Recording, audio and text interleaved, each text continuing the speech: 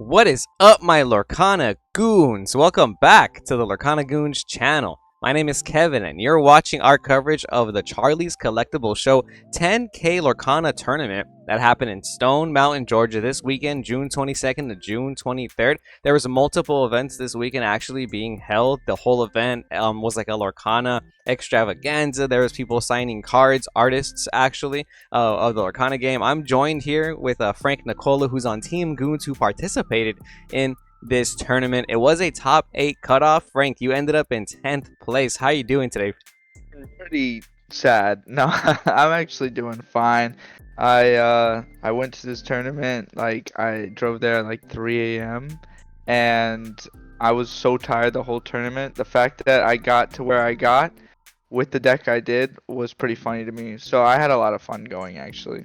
Sick, man. Yeah, so Frank's gonna give us a little bit of his tournament experience. It was an 8-round of Swiss tournament. Ruby Amethyst ended up actually taking first place. This is the winner, Lucas Serrano. Shout out you for getting first place. Team Ohana, Charlie's Collectible Show. It was how many players, Frank?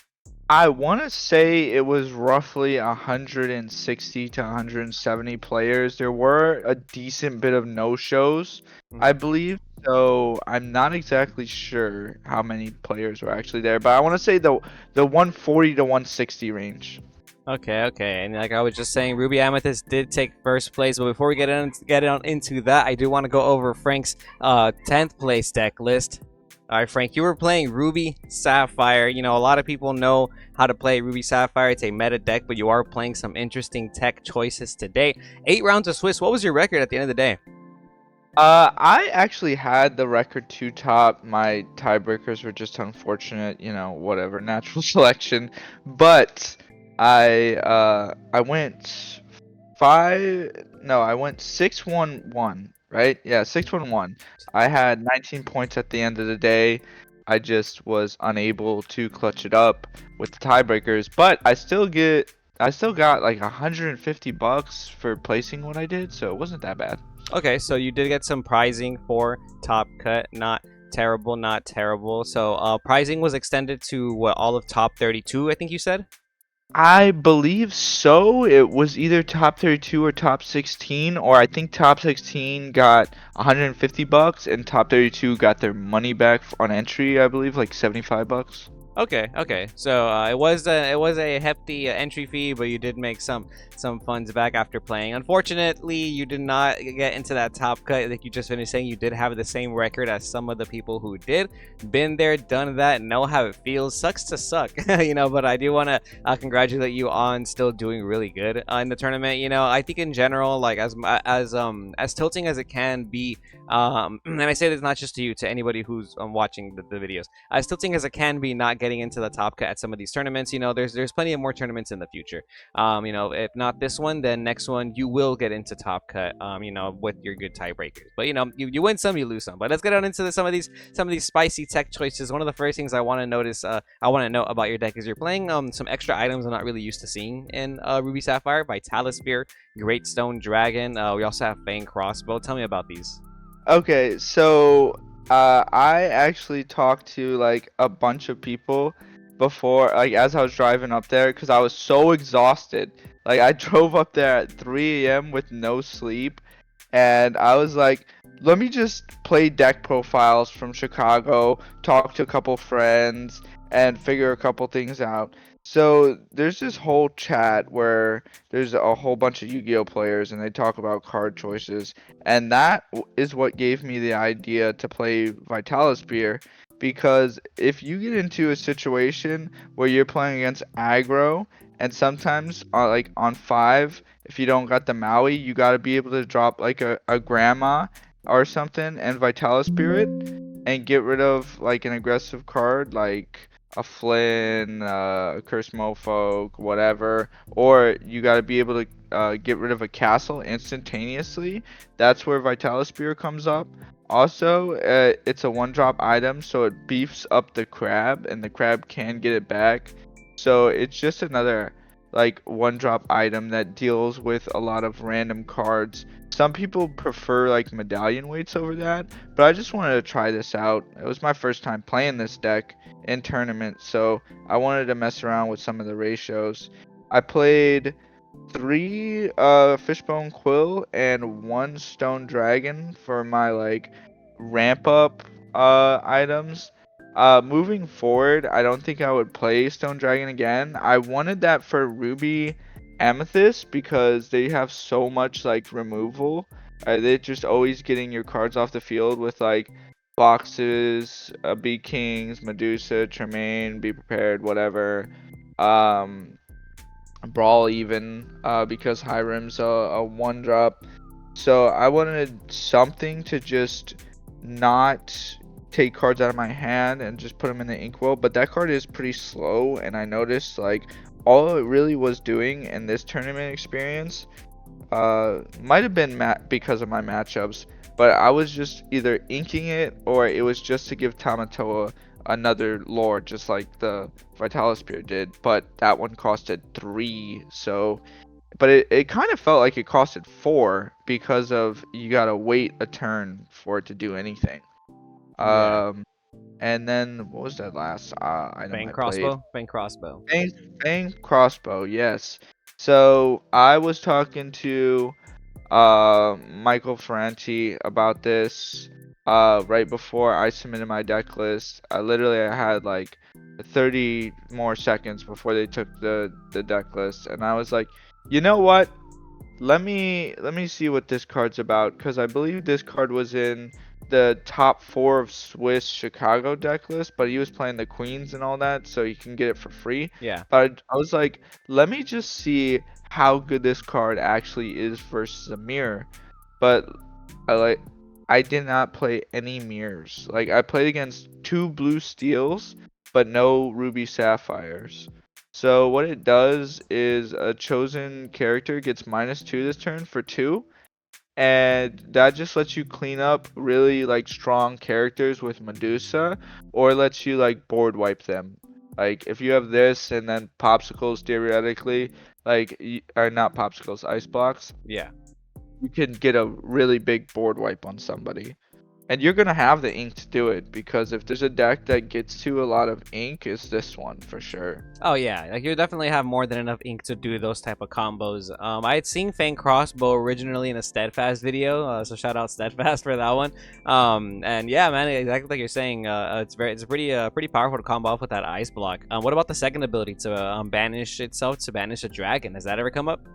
Yeah, I forgot to mention that because like I said, I didn't play against any mirrors, but I guess theoretically sometimes you can also take out the little Sisus if you're playing up against a Ruby Amethyst. But yeah, it takes out any dragon. So in like a later game state where they're just trying to gain lore on you or something, maybe you could take out their little Sisu that lures for 2, but this is mainly, the second one is mainly to take out Maleficence for 3. Like Tamatoa getting this back, you should just take out Maleficent after Maleficent late game. Like you don't need the popsicle, you have like the Hirims, you got whatever up. You're just grabbing back the crossbow and you're just one-shotting all the 3 lore Sisus and the 9-drop Maleficent. So that is, I mean, I'm sure there's some other dragons out there that is not really that meta, but I'm sure this card will be more and more broken as the sets come out. Yeah, dragons are always good in like any game, and in any game where there's dragons, and the dragons are always good. Oh I yeah. do see you repping the McDuck Manor. I appreciate that. I think McDuck Manor is really good this format. You mentioned how you didn't see any mirror matches. What were your matchups like, and how did cards like McDuck Manor help in those matchups? Okay, so my matchups were actually just insane. So I played back to back to back. Uh, what was it? Emerald Amethyst.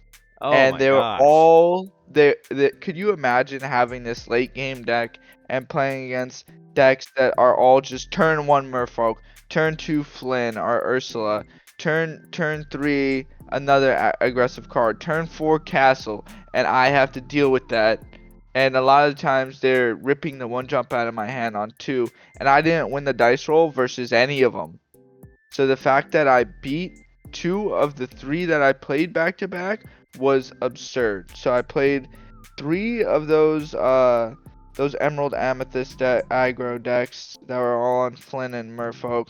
I played against, what was it, 1, 2 blue steel. I played against my feature match round 8 was against Ruby Emerald, which is another very aggressive deck. So essentially, I played against 4 aggro decks, Ruby and Emerald. Wow. yeah, Okay. Okay. Very interesting. green steel.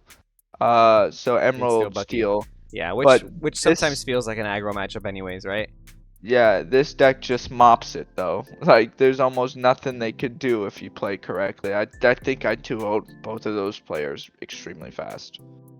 All right, man. All right. Thank you for giving us a little bit of more insight from the tournament space. Now, I want you to help me break down these top 8 deck lists since you were actually there, and you can kind of give me a rundown of like what it was like, what the meta's looking like. You know, we don't have an online simulator right now, so maybe there's some extra stuff you can point out to me and the viewers that that might be something that you noticed in this event, like maybe where people are playing this card now instead of this card. But first place, well, we got Lucas Serrano playing Ruby Amethyst, and you know, you and me, we both played Ruby Amethyst. We played Ruby Oh Amethyst in yeah. Atlanta, and I was honestly surprised you didn't play Ruby Amethyst for this event. Oh yeah. So Ruby Amethyst is my favorite deck for sure. yeah, it's one of my favorite decks, honestly. I can't believe I was there was a point where I doubted this deck. But a couple things I want to go over. As you can see, Luca's only playing Chernobog followers as his one drops. He's not playing brooms. And there's no other one drop in this deck. Very interesting. We went from playing like 10 to 8 one drops last format. Now we're back to playing only 4. It's funny because I was only playing brooms and then like 2 Pascals, and I've been cutting the one drops out myself, and I wasn't sure why, and I don't even know how to justify it. It just feels right. We have the 4 Flynn Riders, that's mandatory. We have the petting zoo package with the snake, the foxes, the goats. No crabs though, so it looks like we're not playing crab anymore for the time being. We have 3 Beat King Undisputed. I like that he's playing 4 Maleficent Sorceress. That card's just good. I think Maleficent Sorceress is just like really good this format, especially when you're playing against Buckies. A lot of people tend to say that like you have unwinnable matchups in Lorcana. Like if you're playing Ruby Amethyst, you're always gonna lose against Emerald Steel. I don't think that's true. Not Like, true. it's not true at all, right? Yeah. So it's just Anybody can win in yeah. any matchup whatsoever. Yeah, Like it's not even a matter of opinion. I know a lot of people are gonna get mad for me saying that, but it's just not true.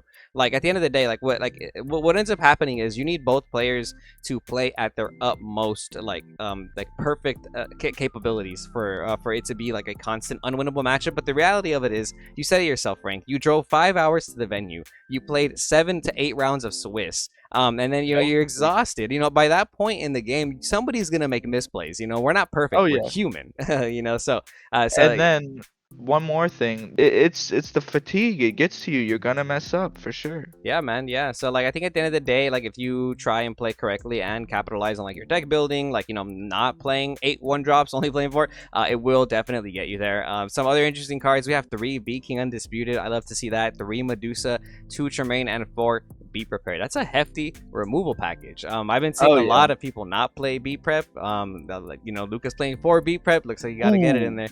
And then the 4 Queen's Castle to round it off. Anything you want to say about this deck list before we go to the next one? Okay, so personally, I've always played 3B prep, but I'm not, because it is a 7 drop uninkable. But I guess he was just trying to top deck that against green steel. So I'm guessing that was his game plan. Like they're gonna discard 1, 2, 3 of them out of my hand. I'm gonna top deck 1 late game. If you B prep green steel late game, you're gonna win. Lady Tremaine, that's a card that's been falling out of favor. I guess his game plan was Bucky has ward, so I'm gonna play it, I'm gonna shift it, I'm gonna bounce it back with Snake, and now I have an out to like all the characters with ward. Ariel from Steel has ward, Yeah. and Our Cogsworth's been Sapphire, seeing so much play lately again Cogsworth. too. Like Yeah, you have yeah. B King Undisputed, which is great. But I think at the end of the day, you do want the Lady Tremaine in your deck as well, because it's like the tempo you get by throwing a body that can quest for 2 is just insane, and especially against your deck against Ruby Sapphire. Like B King is nice, but like if I can drop a Tremaine on you, like I'm speeding the game up a lot quicker. So like it's yeah, I do think you still need Tremaine in this deck, this format. And the last thing I want to say is the Maleficent thing with the one that draws one, like it being like inkable lets you get one more draw. Maybe it is correct. A lot of people that don't play Maleficent play like the Cusco or something, Yeah, which essentially does the same thing. it's just a little slower. It's a little nicer into like the red blue deck, but I like the Maleficent a little bit more into this Bucky format because like people aren't playing Prince John anymore, so they're not necessarily capitalizing off of your discard the way they used to. So like I'm down to just keep drawing cards for you to discard off your Bucky because you're not gonna get the Prince John value, you know, and that's I'm cool with that. So if I could use Maleficent to top deck into a castle, a friends, a B prep when I need to, like I'm 100% down for that. But yeah, Yep. Ruby Amethyst, one of the best decks of the format, might still be the best deck of the format. Let us know in the I comments might below. still be. Next up in second place, we have Enrique Eligio. Shout out you getting second place with Sapphire, Ruby. Frank, you're the Sapphire Ruby player. What do you think of this list? First thoughts off top of your head. First thoughts off the top of my head is, where is the Fishbone Quill? Right. That's insane, bro. No Fishbone Quill in a Sapphire deck. Who is this? He's him. He did it. He's him. Oh my gosh. So your ramp is just gonna be one jump ahead, how far I'll go, and you have the Great Stone Dragon. It's funny how you were talking about how you felt Great Stone Dragon was like even a later game card, especially in a deck like this where you have 0 early game characters. Your lowest cost character is a 3 cost Sisu, and after that it starts being a 4 cost Grandma, 4 cost Flavor. Yeah, man, it is something that I would have to test out personally before taking to an event. Some of these ratios, but I mean, it clearly worked out for Enrico over here. Only 2. Be prepared 4 of the Sisu empowered sibling. I like that ratio. I think if you want to play either four of one of them, you know, if not both of them. And then we also have the Tamatoas, the dragons at 4, ice block at 3. So a lot of people don't play ice block at 4. I've noticed, which probably because it's uninkable. So I can see that. And for Medusa, no Tremaine. For Medusa, no Tremaine. This is a list that I have to test out myself. But yeah, any final thoughts? I could see why he's playing the 4 Sisu over the 3 Be Prepared or whatever. It's because he has that extra ice block in his deck. So him having 3 ice blocks on the field lets him like essentially B prep someone, but his B prep has legs, can quest for 3. Yeah. And like, he has those couple extra cards. I can see why he's not playing Tremaine, because a lot of the Ruby Sapphire decks just want stuff that deals with everything or like specific things once at once. Yeah. So like the Sisu coming down is essentially his Tremaine. Yeah. I feel. Yeah, I mean, if you can shift it on 6, like you're gonna play that over a Tremaine most of the time, anyways, right? Like you'd rather clear all the characters on your opponent's board than just one. That is the dream. That's the dream, to be able to shift Sisu. It almost never happens though. Yeah, no, I mean, it's so obvious, you know. That's what I like about Lorcana. Like at some point, when you know the meta, you know the card pool, you know what to expect. But you could also play deck lists like this one over here by Taylor Lewis, 3rd place, Ruby Sapphire, playing a very similar list to the ones we've just been seeing. However, with some extra spice. Flynn Rider at 3 and Vitalosphere, 2 of them. So Flynn Rider, Frank, I know you mentioned this list earlier when we were talking on the phone. One of the things you said was like that you played McDuck Manor for a similar reason why this person probably played Flynn Rider. It's a card you can play in the early game that forces your opponent to be reactive in a way that they might not want to respect. You know, this may draw out some extra Medusas, some Maleficent dragons at some point in the later game, because it can give you 3 lore in the mirror match, especially if they're having a very slow start. You chose something like McDuck Manor instead. How do you feel about Flynn Rider now that you see this deck list? Okay, so Flynn Rider could end up being correct. The reason why I chose McDuck Manor is because I built my deck last minute.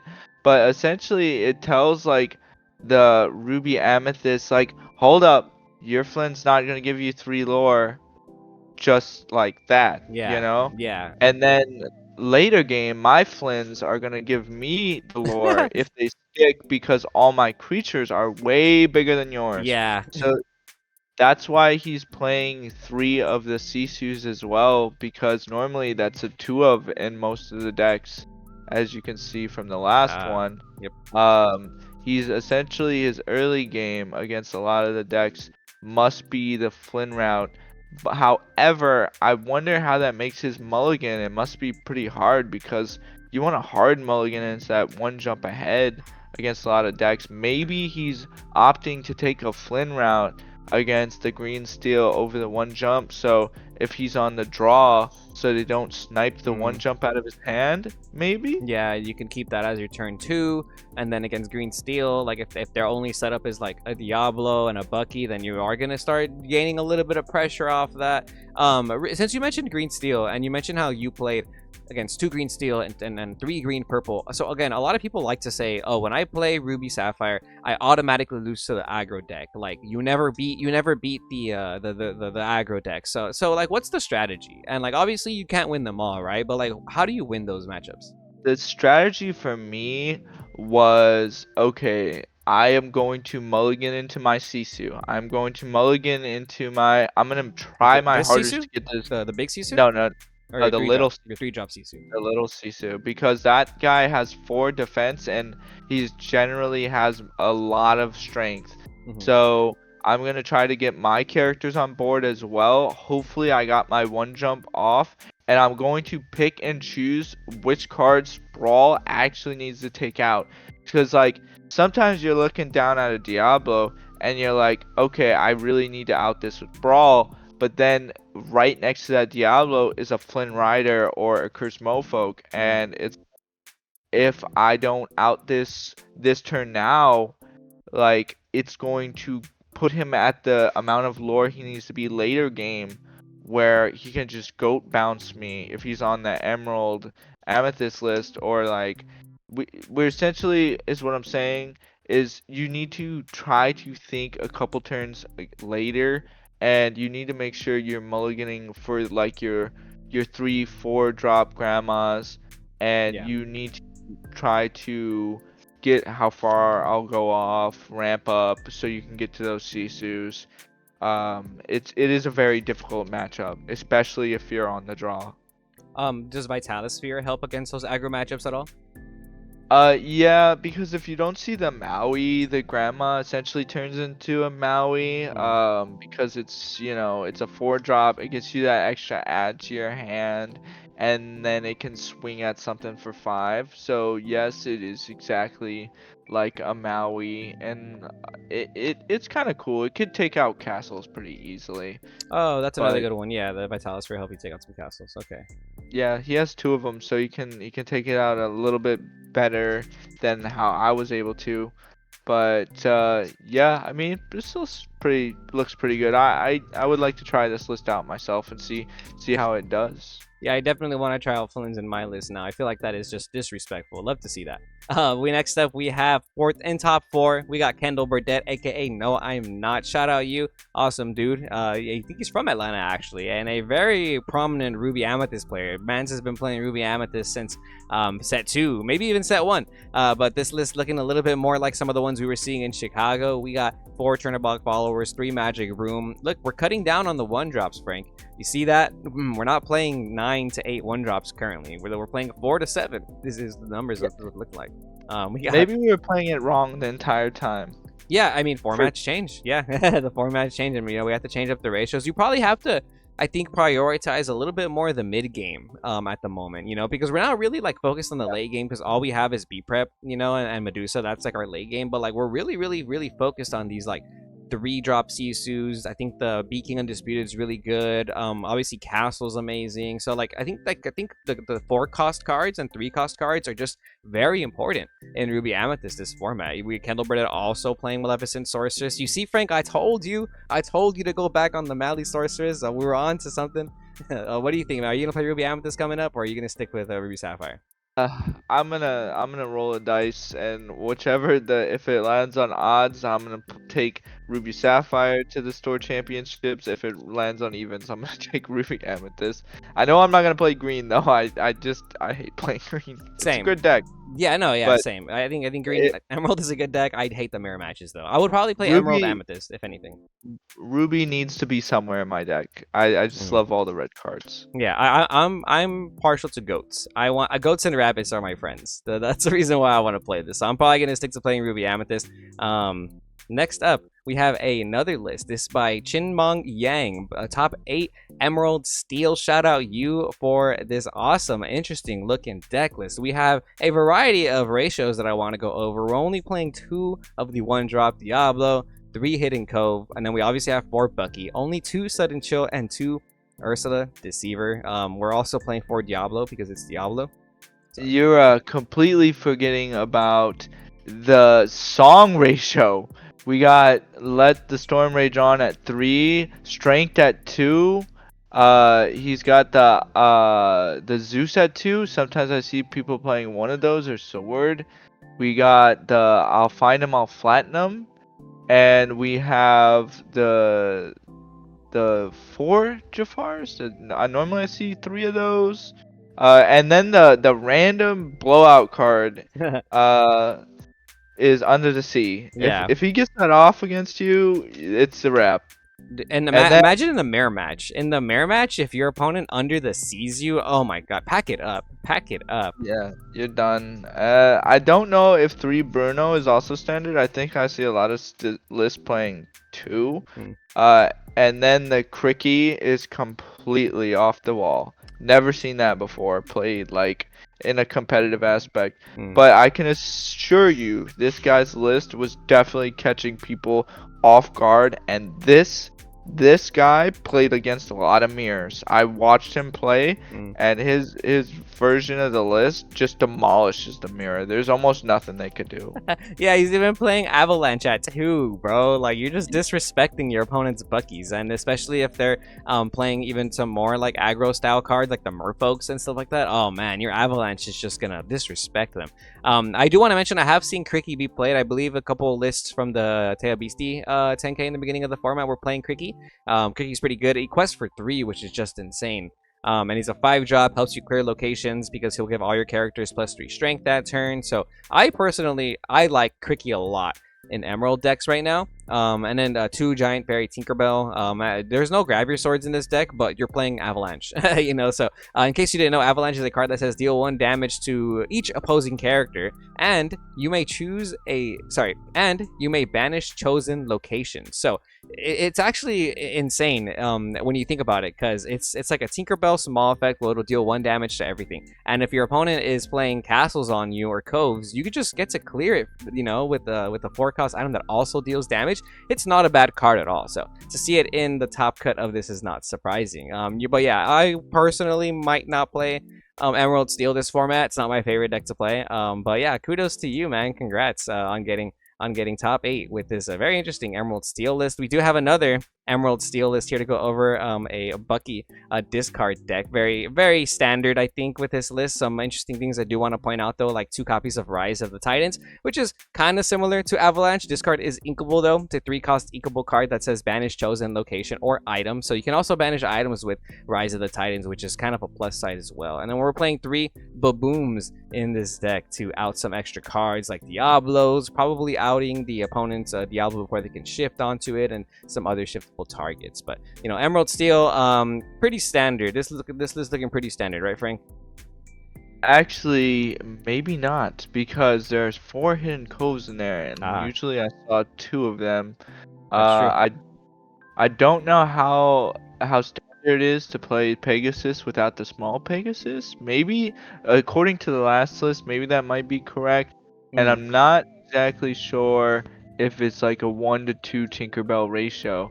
But this is definitely more standard than the last one for sure. Oh yeah, you're right. There is no small Pegasus in either of these lists. Very interesting, very interesting. So just the 5-drop Pegasus and no 1-drop Pegasus in these top cut lists. Yeah, I guess maybe shifting the card isn't all that important. No. Maybe just playing it on turn 5 is more important. no small Robin Hood either in this Yeah. list. Oh wow. Yeah. No small Robin Hood either. You're not shifting your Robin Hood or your Pegasus. Wow. Hey, shout How out are they John Rowe. getting? How are they getting that much ink? They must have just been like, I'm getting to 5 ink. I'm Every gonna drop time. a Floodborn, another Floodborn, another Floodborn. They wanted to make sure they were dropping the Floodborns on you for sure. Just make sure they And curve. Make sure they can curve every time. lastly, this guy was not on Jafar, but it's Yeah. Jafar's not like understandable. super It's typical, I not feel. needed. It's not needed, but sometimes if he sticks against the right deck, he is definitely a force to be reckoned with. Overall, I would say it's a decent card. I'm pretty sure in some of my lists I play Jafar, but sorry, there's a lot of background noise. Can you hear any of that? Nah, he sounds good. Okay. So yeah, I mean this is definitely standard compared to the other one. Next up, we have another Emerald Steel list. So all the Emerald Steel lists kind of ended up losing in top 8. This list is playing Jafar, which is like you were just saying, can be a make or break against certain matchups, helps you draw some cards. We're seeing Flynn Rider, his own biggest fan. This is the Floodborn Flynn Rider that helps you quest for almost 4 lore potentially if your opponent has no cards in hand. We saw the Rat play this, aka Brian Cortade, in his winning deck list for the Chicago Atlanta Challenge, and we haven't seen it until now. Actually, this list looks very similar to Brian Cortade's. It might be almost the same, except I do believe there is 2 Grab Your Swords in this list, which is the first time we see this in all this top cut, and only 2 Hidden Cove, only 3 at the Storm Rage on instead of 4, which is pretty interesting. But yeah, Grab Your Sword's not my favorite card. It's kind of hard to pull off, in my opinion. What do you think? Yeah, uninkable. It's a 5 cost. You have to shift and then sing it against certain matchups. It's completely unplayable. At least with the Zeuses, you can essentially take out locations with them or like really big characters or something like that. But Grab Your Sword does almost nothing versus Sapphire decks. So Yeah. not a big fan. That is a mirror match card. And then four Tinkerbells to match up with those Grab Your Swords. So maybe I feel Yeah. like personally, I don't know, maybe I'm not correct. But if I feel like I'm playing the big Tinkerbell, I might play a couple of the small ones so I can shift it and then play Grab Your Sword. Oh no, Maybe that might be I think that's cool. correct. Yeah, I think that's correct. I've been telling Zach to play at least one of the 3-drop Tinkerbell. Like the 3-drop Tinkerbell is very bad, but like this is just really good. You could also play Tinkerbell Most Helpful, the 4-drop, the one that gives evasive. That one is just not a bad card in general, and you can shift with that one too. So that's another option. But yeah, just grab, like you were saying, Grab Your Swords. It's a very high cost, but since you are playing the 4 of the 6-drop Tinkerbell, maybe it does combo off nicely. But you can sing Zeus with Flynn Rider and Jafar, which is why I would probably prefer Zeus. But you know, a bunch of different ways to play Emerald Steel, clearly. But all of them lost in top 8 is what it's looking like. And last but not least, we have a Sapphire Steel. James Gray, shout out you, getting top 8 with Sapphire Steel. We're playing for the following Fortisphere, Popsicle, Baboom, Mr. Smee, Fishbone Quill. We have 4 Mickey Mouse Detective, very interesting. 4 Flavorshim, typical Cogsworth, Giant Tinkerbell, Grab Your Swords, and Tama Toa at 4. Kind of cool, kind of cool. Some other cards I want to mention. We're playing 2 of the Magic Broom. This one is a 2/2/3 inkable character that gains evasive on your turn. This is just a way to out Diablos. We're also playing Maurice's Workshop at 2. I love this card, and I would recommend you play it in Ruby Sapphire, Frank. I think this card's are really good. Basically, it's a 3-cost item, uninkable. Whenever you play another item, you pay an extra ink, draw a card. You said you tried it, it didn't work out. Yeah, I mean, essentially, in order to play that card, you have to play the Queen version, which is an entirely different deck.